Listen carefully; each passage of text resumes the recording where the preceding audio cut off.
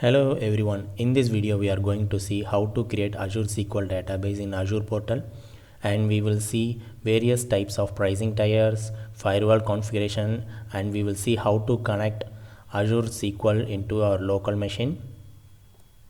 When it comes to pricing, we have two options. One is DTU and another is vCore. DTU stands for Database Transaction Unit.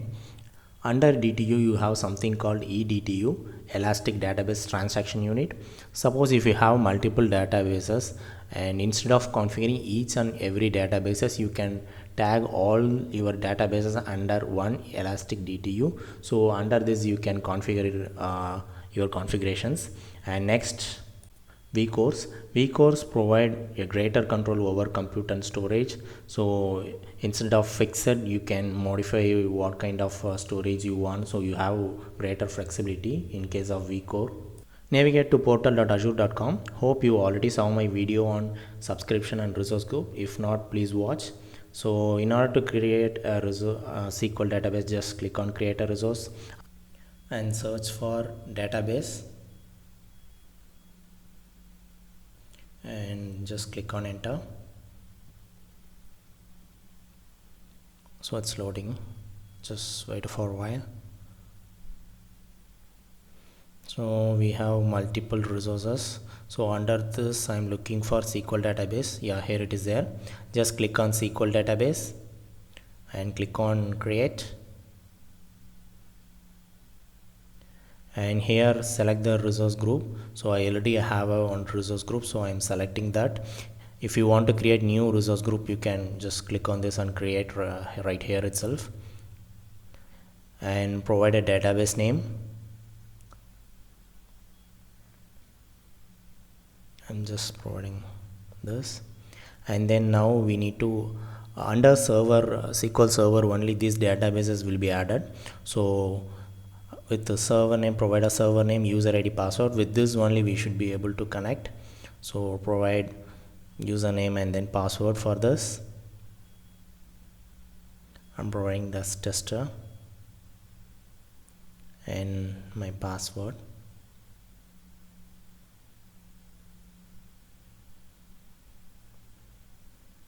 So similarly I'm providing confirm password. So yeah, done. Now select the location which is near to your client so that you won't have any delay while getting a response. So click on OK. Now we have something called Elastic Pool. We will cover this in a separate video. Next is compute and storage. Here only we will provide configurations. So under basic and standard, you can specify the DTU you want. So you can just increase and decrease whatever you want to provide. And premium is not available for my subscription. Since this is a free subscription, it is not available. Now vCore, so whatever I have said earlier, even under vCore we have general purpose, hyperscale and business scale. Because of my free subscription, last two are unavailable. Under general purpose we have provision and then serverless. So here you can configure your vCore, so how much of vCores you want and how much of maximum data size. So everything you can configure here. So this will provide a high flexibility than DTUs. So you can explore these options. As of now I'm going with basic DTUs, and here you will see how much pricing is there. And let me go to network configuration. So here if you have any private endpoint, public endpoint, you can specify here. And this is Azure Defender for SQL. So this provides vulnerability assessment, so you can give a try if you want. And additional settings, so you can create database from any, if you have any backup, Azure backup, so you can select from this drop down and you can create your new database from here. Or if you want any sample database, you can create from sample, and I'm not going to do it. So tags are optional one.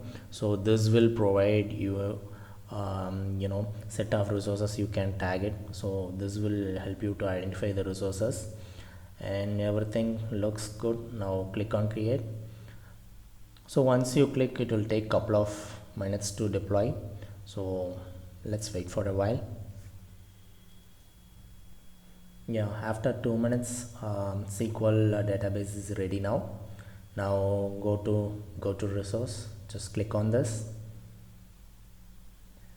and here we have various options. So we have query editor. So let me provide the password which I have provided. So this is the password.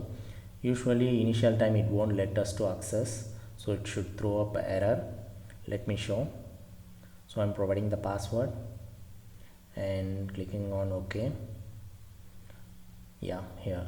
So usually firewall will restrict all network IPs. You need to add your network IP to the firewall. So this is the first step we need to do once we configure the database. So that we will do. This is the IP, I'm just copying it. Now let's scroll down. So let me show what are the other options available here before we configure firewall. So connection string, so here you can copy the connection string from here, but password won't be there. But password you need to you can type it after copying. And these are the various properties. So your URL, server name, what subscription under this is, so all this will be available under here. So that's it. So now let's get back to configure the firewall setting. You can set firewall from the option available at the top, set firewall. So you can set from here or go to your server. From there you can provide. So this is a server which we have created. So this is a server name and all. So let's come down. Here you will find firewall setting. So here you need to provide the trusted IP, what is the starting IP and the ending IP. So as of now I am going to add my network IP here. So in order to add, just click on this add IP. So this will add our IPs over here. Just click on save. So now we should be able to access our databases with the password we provide. Now let's go to our SQL database and query editor. So this is a preview one, but anyway we will use it here. Maybe later point of time I will show how to connect SQL database in our laptop. In the same video I will cover at this end. So just click on OK. Yeah, so this is the query editor. So here you will have tables, views, stored procs, everything. So whatever you create, that will appear here. Now we will create one table. So I already have a syntax for my table. So I'm just copying this and I'm going to execute this. So minimize. Now I'm going to create this table. Just click on run. So this will create a table. So now table is created. Now let's see whether table is created. So I'm just going to query our table. So I forgot the schema. Now it should work. Yeah. So we are able to see, there is no data, but we are able to see what are the columns available in our table. So let's connect the same DB in our local. So copy the server name. So this is the SQL DB server name.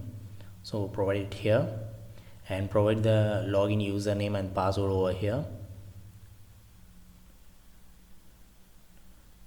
So and click on connect. So since we already added our network IP, so we should be able to access from our local also. If you face any issue, add your network IP to the firewall. Students, I guess it's student. Yeah. So here we are able to see those columns. Since data is not added, so we are just seeing blank table. So this is how you can connect your Azure SQL DB within your local. So hope it helps. And thank you for watching this video, and I request you to subscribe my channel. In next video we will cover about Key Vault, and later we will move towards Azure Data Factory. Thank you. Bye bye.